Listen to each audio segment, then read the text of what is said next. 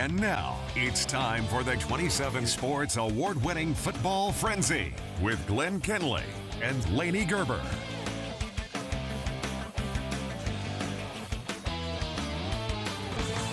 Welcome into another edition of Football Frenzy. I'm Glenn Kinley. And I'm Lainey Gerber. It's week 2 of football playoffs tonight. Regionals in Kansas, sectionals are next week, and we are just 3 weeks away from those state title games. We'll crown some champions before we know it, and the action-packed time of the year. We eat it for breakfast, lunch, and dinner. We're loving it, and we got a big one for you tonight as our game of the week. Council Grove visiting Osage City for a huge two-way game. Indians won by just a single point earlier in the year from inside the inflatable helmet. We're ready to go. Check out this one. Parsons off to the races. Defender gets a hold of him, spins him around, but can't bring him down. That's a gutsy run and a good effort. Indians lead. Braves on 4th and 2. Can you give me just 2 yards? How about 6 points instead? Luke Stewart, Levi Waring. We got ourselves a ball game. Council Grove goes for 2, and they will convert. Stewart to Dylan Ellison. Braves take the lead right in front of the camera. We love to see that, and now both teams dial up the defense. Landon Doty in on the stop for Council Grove, but just before the half, the Braves going deep. Ace Monahan not having it. Picked off. Council Grove up 1 at halftime. Lenny Osage City quarterback Parsons is hurt, but it doesn't matter apparently. Indians score for the lead, convert for 2. The Braves trying to get something going to regain that lead. Here's Kayson's brother, Cooper Parsons, picked off in the end zone. Osage City advances to sectionals 15-8. The final, we talked to the Parsons brothers about that scary injury right after the win. I got to protect my brother. I run over there and I check him. My main thought is not the game anymore, it's him. That kid's been by me my entire life, so I love that kid. He will always come first. I just knew that my buddies, they had me out there on the field, and that moment was, we practiced that every day at practice, and I knew that they could do it even without me.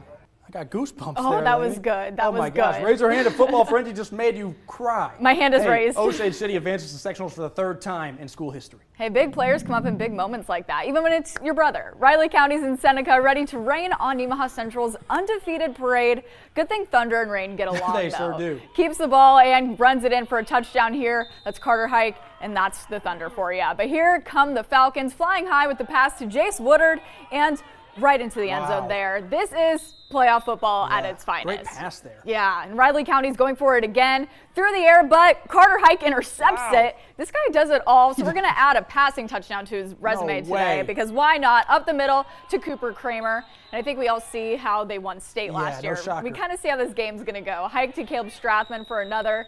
Nemaha Central beats Riley County 55-13, so we're going to see him again next Friday. Nemaha Central so good, they make good teams look not that good. Yeah. A big 6A matchup, unbeaten Washburn Rural meets Junction City. The Junior Blues score first. J.C. Heim, the kid was all over the field tonight, both sides of the football. 7-0 quick. J.C. an answer. Brock Bazan, defense thought he was going to run. Instead, he drops it to Malachi Daniels, and he finds the end zone. We're tied in Topeka. Nice. Later, Bazan looking long to Scholar Brown. Insane catch. He did get 1 foot in there. I slowed it down, and I made sure of it before I included it in the show.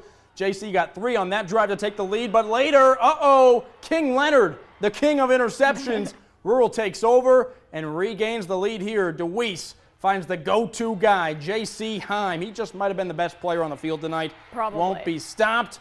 This goes wire to wire, but the Junior Blues stay unbeaten. 27-20, they win. Wow. A battle in the sky, the Blue Jays versus Eagles tonight, but a majority of this game actually takes place on the ground. Aiden Lang breaks through a hole, and I'm also going to give him some space. I'm not playing defense, that's for sure. Yeah, he's brought down inside the 20.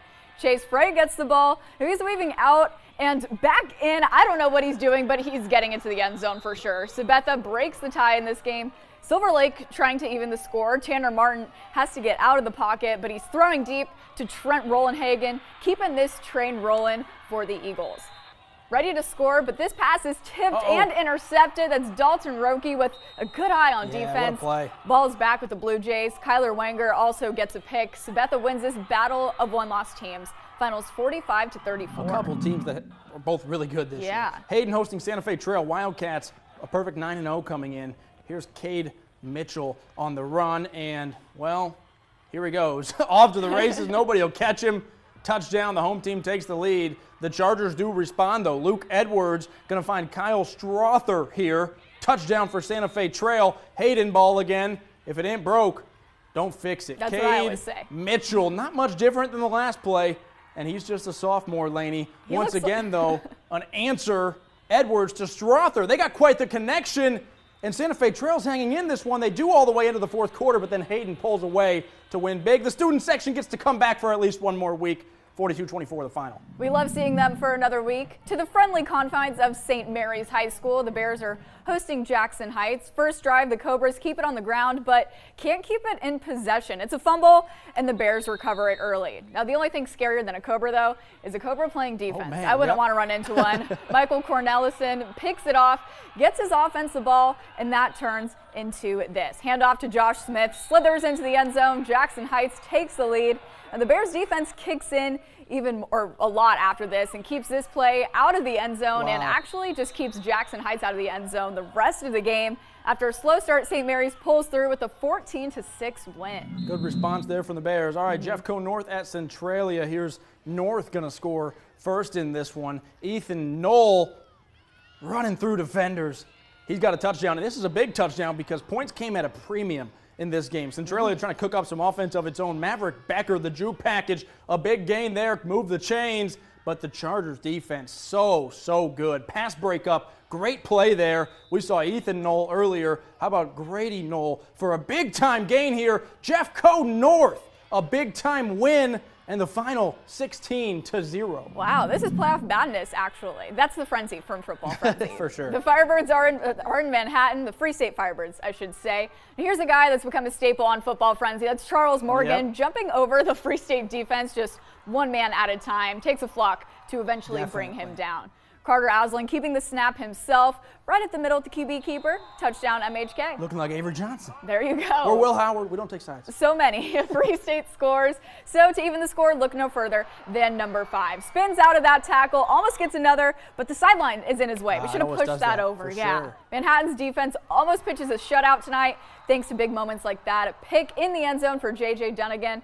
Big plays, big moments, big games, moments like this too. A group sack. Manhattan beats Free State 21-7. A lot of defensive battles tonight. Wamego hosting Rose Hill. Check out Pruitt Nolan on this first play. The student section fired up. Before we check that out, check out those cowboy hats first. Here's Pruitt Nolan to Mason King. The Red Raiders take the lead in Boomtown. Defense now. Jake Meyer gets home, trips up the quarterback. He's got himself a sack. It's getting loud in Boomtown. It always is loud in Boomtown. And then this is a beautiful pass, just on the money. Nolan to Trayton Beckman. That's perfect. Fantastic catch, and Wamego just continues to roll. 42-14 the final. Home games in Wamego are great. Home playoff games, a little better. Yeah. Clay Center's trying to keep its playoff hopes alive against Heston. Cole Pladson rolls right, looking for the man Carter Long because he can really just stretch a play, grabs yards on the ground, and is down inside the 10. Then you get this. Handoff to Brody Hayes, breaks through into the corner of the end zone. We're going to call him the Touchdown Tigers. I like that. We've got a very happy student the camo section night there, too. Heston's turn, but it's really just the Clay Center defense's turn. Fumble is recovered by the Tigers. Pladson goes back, throwing right into the end zone to Ian Florsch. That's a good place to throw it. It is. Chalk it up for another one for Clay Center. The Tigers are moving on. Final tonight, 47-6. You can throw into the end zone. You can win. That's a good idea. Never a bad idea. Rock Creek at Wichita Collegiate. Touchdown here for the Mustangs. It's Mac Lee. They push him into the end zone. Count it for 6. How about another one for Lee? No pushing needed this time. He's just going to break away from the defense there. Avoids a few defenders last second.